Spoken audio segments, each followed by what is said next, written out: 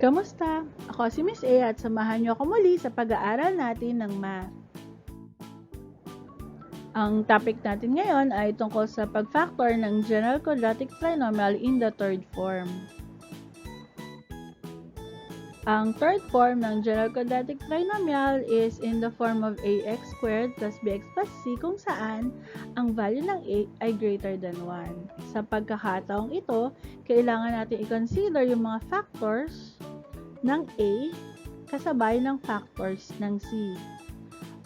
Kailangan nating tignan yung mga combination ng first at saka ng third term na pag pinag-combine natin, magre-resulta dun sa second term.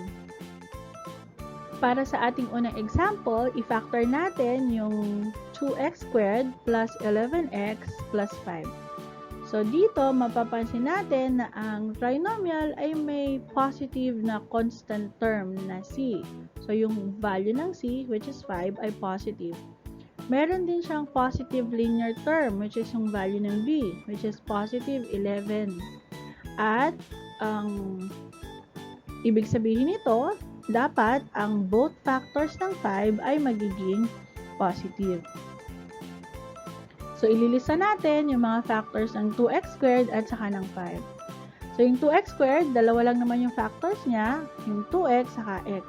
Gayun din, ang 5, dalawa lang din ang factors niya, yung 1 at saka 5. Ngayon naman, gagawa natin ng combination tong mga factors na to hanggang makuha natin yung ating value ng linear term or yung value ng b. So, una nating combination is x plus 1 times the quantity 2x plus 5. Makita nyo dyan, when we combine the inner and the outer term, ang value ng b natin ay 7x. Sa pangalawang combination, pwede nating pagpalitin 2x plus 1 tapos x plus 5. Again, makikita nyo, pag chinek natin yung inner term at saka yung outer term, ang value ng ating b ay magiging 11x. Therefore, the factored form of our given is quantity 2x plus 1 times the quantity x plus 5. Para sa ating second example, ipa-factor natin yung 6x squared minus 17x plus 5. Kung pansinin natin na yung sa trinomial na to, positive pa rin yung constant term natin na c, which is positive 5. Pero, meron tayong linear term o yung value ng b na negative 17. So, ibig sabihin nito, yung parehong factors ng 5, dapat gagawin natin negative.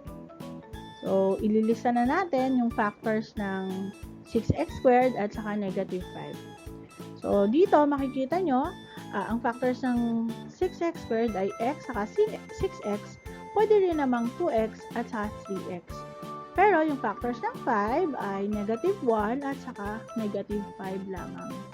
So again, imimix natin yung mga combinations ng factors na to hanggang mahanap natin yung linear term niya na equal sa kanyang b. So sa ating unang combination, mapapansin natin na ang ating value ng b ay masyadong malaki. So, sa pangalawa, masyado namang maliit. Again, kung itatanong nyo, paano ba chinecheck yung value ng b na yun? So, ang ginagawa lang natin dyan, pinag-multiply natin yung inner term, yung negative 5x, at saka negative 6x. And then, we combine them. Kaya natin yung nakukuha. Okay? So, moving on, gumuha ulit tayo ng isa pang combination ng mga factors at nakita natin, medyo malaki pa rin yung value ng b natin. So, until finally, we have quantity 3x minus 1 times the quantity 2x minus 5. So, when we find the value of the linear term, yung minultiply natin yung inner term saka outer term natin, makukuha natin yung negative 17. Therefore, the factored form of our given is quantity 3x minus 1 times the quantity 2x minus 5. Kung sasabihin nyo, masyado naman pong mahaba kapag nilista natin lahat ng possible factors, no? So, pero, kapag matagal na tayong nagsosolve dito, At bihasa na tayo sa pagtingin ng mga combination ng factors. Alam ko na hindi na natin kailangan ilista pa ito.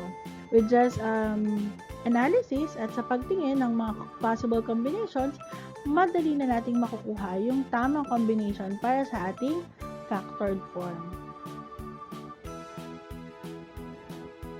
Para sa ating last example, we're going to factor 6x squared minus x minus 12. So, dito sa given na ito, mapapansin nyo na yung sign ng c o ng constant term natin ay negative. Tapos, negative din yung linear term natin, yung value ng b natin, which is negative 1. Kapag ganito ang conditions, hahanap tayo ng factors ng 12 na magkaiba ng sign. So, again, we're going to list down the factors of 6x squared at saka negative 12. So, yung factors ng 6x squared, ganun pa rin, hindi magbabago, x, 6x, at saka 2x and 3x. Pero dahil ang factors ng negative 12, ang hinahanap natin ay magkaibang sign, so we'll have different combinations. Actually, 4 combinations kung saan pinag-switch natin yung signs nila. No? So, negative 1, 12, yung isa naman, 1 and negative 12. Or pwede rin negative 3, 4, or pwede rin 3, negative 4. So, ang gagawin na natin, we're going to list down all possible factors. Pag ginawa natin ito, dapat, check natin yung value ng linear term. Okay, again, paano nga ulit mag-check ng value ng linear term o yung value ng b natin? So, minumultiply natin yung inner term, 2 times 12, which is 24, at yung outer term, na 3 times negative 1, which is negative 3. Then we combine them. In this case, we subtract them because they differ in sign. So, ang sagot natin is 21. So, ganun lang. We write down all possible factors hanggang makuha natin yung value ng ating b, which is negative 1. So, therefore, ang factored form ng ating given ay quantity 3x plus 4 times the quantity 2x minus 3. Again, hindi natin kailangan ilista ang lahat ng factors na to kung sa unang try pa lang natin ay nakuha na natin yung ating value ng linear term. And you can do that through practice. Lagi nating tatandaan na kapag ang polynomial ay meron lamang factor ng 1 at ang kanyang sarili, ang tawag natin dito ay prime polynomial. Tatandaan din natin na ang quadratic trinomials ay pwedeng ma-factor gamit ang iba't ibang pattern base sa characteristics ng trinomial, meaning sa sign ng mga terms nito.